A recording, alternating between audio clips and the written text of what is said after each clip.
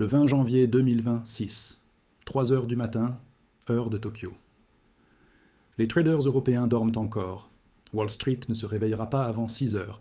Et pourtant, dans les salles de marché de la troisième économie mondiale, quelque chose vient de se briser.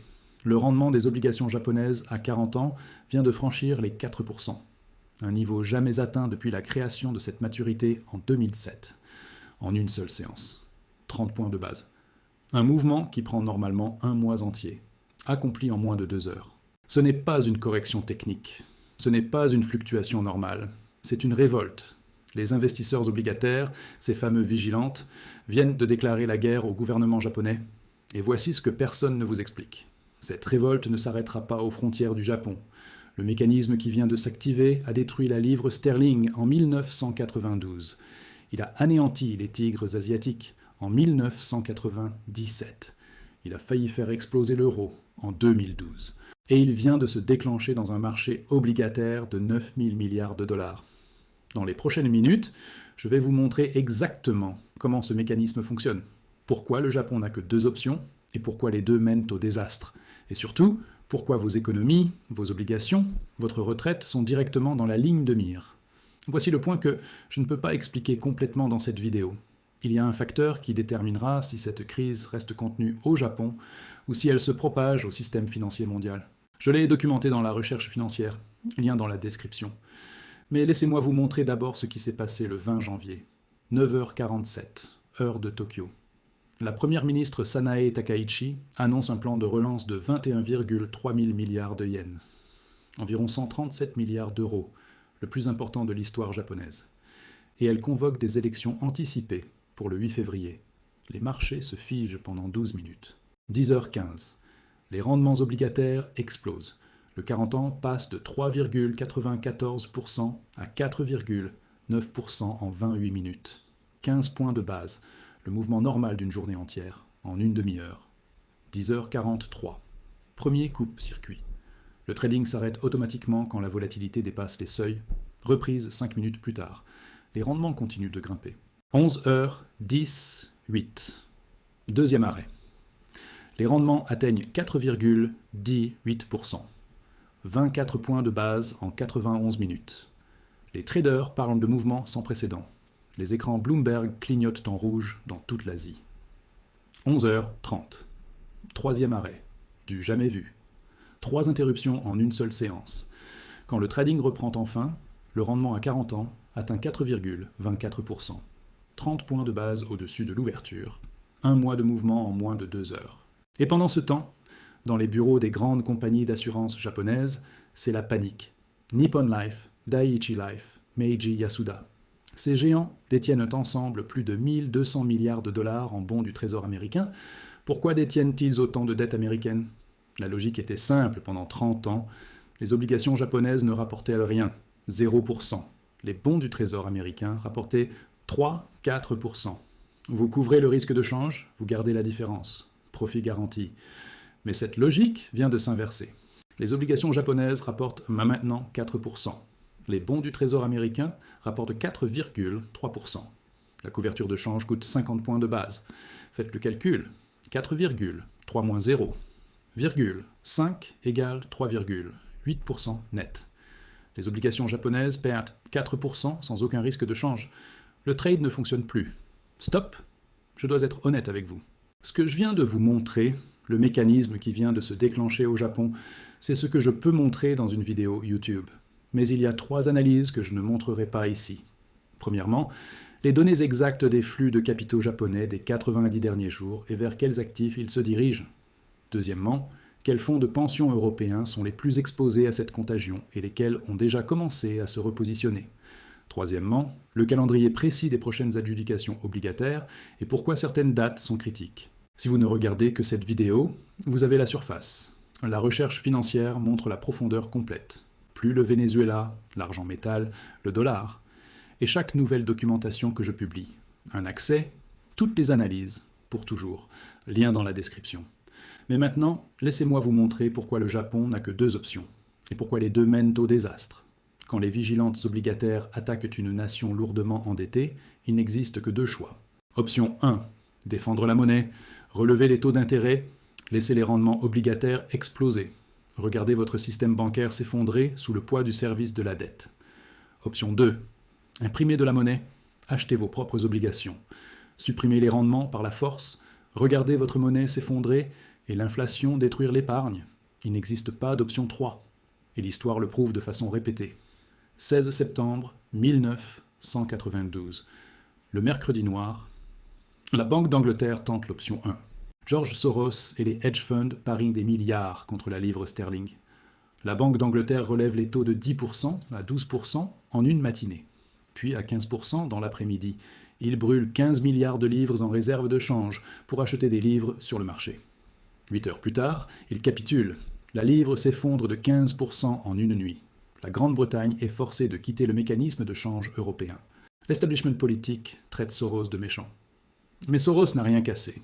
Il a simplement reconnu qu'un gouvernement lourdement endetté ne peut pas défendre sa monnaie. Quand les mathématiques ne soutiennent pas la défense, le mécanisme s'exécute exactement comme prévu. Si vous êtes encore là, vous avez compris de quoi il s'agit vraiment. Cette compréhension vous suffit? Ou voulez-vous les données complètes? La recherche financière vous montre ce que je ne peux montrer dans aucune vidéo. Le Japon, le Venezuela, le dollar et tout ce qui vient. Lien ci-dessous. Continuons. 1997. La Thaïlande et l'Indonésie tentent l'option 2.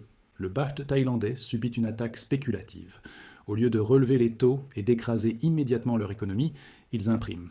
La Banque de Thaïlande imprime des bahts pour intervenir sur les marchés d'échange.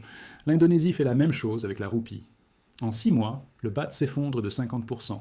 La roupie chute de 80%. Pourquoi? Parce qu'imprimer plus de quelque chose le rend moins précieux. Et quand vous êtes une petite économie ouverte qui importe tout, l'effondrement monétaire signifie inflation importée.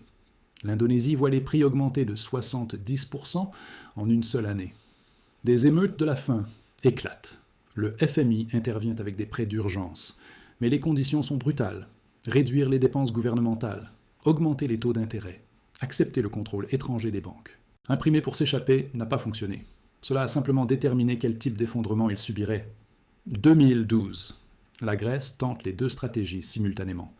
D'abord, ils augmentent les impôts et réduisent les dépenses pour prouver leur responsabilité budgétaire. Ça ne fonctionne pas. Les rendements obligataires atteignent 30% de toute façon. Ensuite, la Banque centrale européenne imprime secrètement des euros et achète des obligations grecques par des canaux détournés pour supprimer les rendements. Ça ne fonctionne pas non plus. La Grèce nécessite 3 plans de sauvetage séparés, totalisant 289 milliards d'euros. Mario Draghi doit finalement promettre de faire tout ce qu'il faut. Essentiellement, une impression illimitée de monnaie par la BCE pour empêcher les rendements d'exploser en Espagne, en Italie, au Portugal. Et même avec tout cela, la Grèce perd 25% de son PIB et une décennie entière de croissance économique. Les deux options ont mené au désastre. Maintenant, appliquons cela au Japon.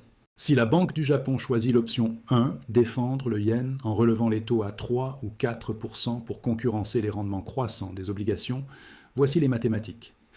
La dette totale du Japon est de 200 000 milliards de yens, environ 9 000 milliards de dollars. Au rendement moyen actuel d'environ 1,2%, les paiements d'intérêts annuels coûtent 14,4 000 milliards de yens. Gérable. Les recettes fiscales totales du Japon sont de 60 000 milliards de yens. Environ 12% vont au service de la dette. Inconfortable, mais supportable. Le gouvernement peut encore financer la santé, les retraites, les infrastructures. Mais l'obligation à 40 ans se négocie maintenant à 4,24%. Si les vigilantes obligataires poussent toute la courbe des taux à 4%, les paiements d'intérêt bondissent à 48 000 milliards de yens par an. 40% de chaque yen en impôt va directement aux intérêts. Pas aux écoles, pas aux hôpitaux, pas aux retraites pour la population la plus âgée du monde développé, juste les intérêts sur les anciennes dettes. Rendons cela concret. Imaginez que votre ménage gagne 120 000 euros par an. Mais les intérêts de votre hypothèque seuls sont de 48 000 euros annuellement. Et vous devez encore payer la nourriture, les services, la santé, l'éducation de vos enfants, les paiements de voitures, l'assurance. Et vous ne pouvez pas faire défaut sur l'hypothèque. Vous ne pouvez pas vendre la maison. Et votre taux d'intérêt continue d'augmenter chaque mois. C'est la position du Japon en ce moment. Il n'existe aucune coupe budgétaire qui résout cela. Le trou est trop profond. L'option 1 ne fonctionne pas. Donc, option 2. La Banque du Japon imprime 50 ou 100 000 milliards de yens, quelle que soit la quantité nécessaire, et utilise cet argent nouvellement créé pour acheter directement des obligations gouvernementales japonaises, maintenir les rendements bas par la force. Sur le papier, cela résout le problème du service de la dette. En réalité, les marchés d'échange réagissent instantanément. Le yen se négocie déjà à 160 pour $1, faible selon les normes historiques. Si la Banque du Japon annonce un autre programme massif d'assouplissement quantitatif, le yen passe à 180, peut-être 200 pour $1. Et le Japon importe 85% de son énergie et la plupart de sa nourriture. Un effondrement supplémentaire de 20% du yen signifie 15 à 20% d'inflation sur tout ce que le Japon achète à l'étranger. Les prix de l'énergie doublent, les coûts alimentaires explosent. Une population qui n'a connu aucune inflation pendant 3 décennies regarde ses économies perdre leur pouvoir d'achat en temps réel. Et une fois que les attentes d'inflation se brisent, une fois que les gens cessent de croire que le yen conservera sa valeur, la spirale devient auto-renforçante. Tout le monde essaie de dépenser la monnaie avant qu'elle ne perde plus de valeur, ce qui accélère l'inflation, ce qui fait que tout le monde veut dépenser encore plus vite. Ce n'est pas seulement une spirale économique, c'est une rupture psychologique. Et une fois cette rupture survenue, elle est presque impossible à inverser sans des hausses de taux draconiennes qui mettraient le gouvernement en faillite. L'option 2 échoue également. Qu'en est-il de l'option 3 ? Attendre un sauvetage externe. La Grèce a attendu la BCE, l'Asie du Sud-Est a attendu le FMI. Mais qui a les ressources pour renflouer un marché obligataire de 9 000 milliards de dollars dans la troisième économie mondiale ? La capacité totale de prêt du FMI est inférieure à 1 000 milliards de dollars. La Réserve fédérale n'imprimera pas de dollars pour acheter des yens et des obligations japonaises. La Chine, confrontée à sa propre crise immobilière et détenant 3 000 milliards de réserves, ne va pas sauver le Japon. Il n'existe pas d'option 3. Le Japon est simultanément trop gros pour faire faillite et trop gros pour être sauvé.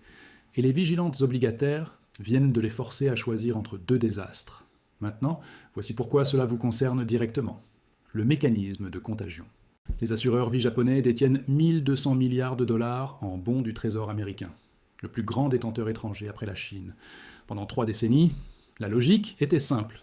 Les obligations japonaises ne rapportent rien, les bons du Trésor américain rapportent 3 à 4%. Couvrez le risque de change, gardez la différence. Ça fonctionnait parfaitement. Mais cela vient de s'inverser. Les obligations japonaises rapportent maintenant 4%.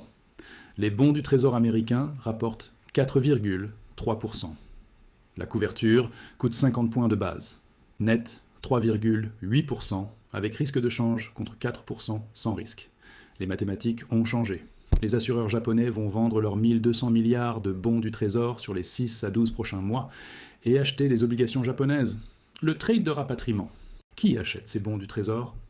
La Fed a arrêté l'assouplissement quantitatif. La Chine a réduit ses avoirs de 300 milliards depuis 2022. L'Europe et le Moyen-Orient sont au maximum. Aucun acheteur naturel signifie que les rendements montent. Le Trésor américain doit offrir des taux plus élevés pour attirer les acheteurs. Chaque hausse de 50 points de base coûte au gouvernement américain 180 milliards de dollars supplémentaires par an en intérêts. Les États-Unis ont 38 000 milliards de dettes. Si les rendements à 10 ans passent de 4,3 à 5%, les intérêts annuels bondissent. En 2026, les paiements d'intérêts américains dépasseront 1 000 milliards de dollars. Pour la première fois de l'histoire, les recettes fiscales américaines sont d'environ 4 900 milliards. Faites le calcul. 20% de chaque dollar d'impôt va juste aux intérêts. Et ce chiffre augmente chaque mois. Le secrétaire au Trésor américain Scott Bessent a déjà exprimé publiquement son inquiétude. Il a déclaré qu'il s'attendait à ce que ses homologues japonais commencent à dire les choses qui calmeront le marché. Traduction diplomatique. Arrêtez de vendre nos obligations. Mais le Japon n'attaque pas. Les mathématiques ont changé. Et quand 1 200 milliards de dollars se déplacent sur des mathématiques, la politique ne peut pas l'arrêter. La cible 1, les États-Unis. 38 000 milliards de dettes, 2 000 milliards de déficit annuel, perdre le Japon comme acheteur. Le même schéma a frappé le Royaume-Uni en 1976. La Grande-Bretagne avait des déficits. Les acheteurs étrangers se sont arrêtés. Sauvetage du FMI avec austérité brutale. Cela pourrait arriver aux États-Unis. La cible 2, le Royaume-Uni. Après le Brexit, ils ont perdu le soutien de l'UE. Dette à 100% du PIB. Les fonds de pension traumatisés par la crise LDI de 2022. Liz Truss annonce des baisses d'impôts. Les rendements des gilts bondissent de 100 points de base. Les fonds de pension font face à 200 milliards d'appels de marge. La Banque d'Angleterre doit faire un assouplissement quantitatif d'urgence. Truss démissionne en 44 jours. Si les rendements mondiaux augmentent, et que les gilts bondissent encore de 100 points de base, les mêmes appels de marge. La Banque d'Angleterre, forcée d'imprimer à nouveau. Le marché cesse de croire que la Banque d'Angleterre peut contrôler les rendements. La cible 3, la France. La réforme des retraites de Macron a déclenché des grèves, instabilité politique, dette à 110% du PIB, en hausse. Les écarts des OAT par rapport aux Bunds allemands se sont élargis de 40 points de base en 2023 à 80 maintenant. Le marché facture la France plus cher pour le risque politique. Si les vigilantes attaquent le Japon avec succès, la France est la suivante. La BCE n'a plus la crédibilité de 2012. Il n'est pas certain qu'elle puisse défendre la France. Le déclencheur. 8 février 2026. Élection anticipée au Japon. Si Takaichi gagne, le stimulus est confirmé, les rendements montent. Si l'opposition gagne, ils ont promis encore plus de stimulus. Les rendements montent de toute façon. L'élection ne porte pas sur le si, mais sur le combien vite. La théorie des jeux. Vous êtes gestionnaire de portefeuille d'un assureur japonais. L'élection arrive. Après l'élection, les rendements des obligations japonaises seront plus élevés.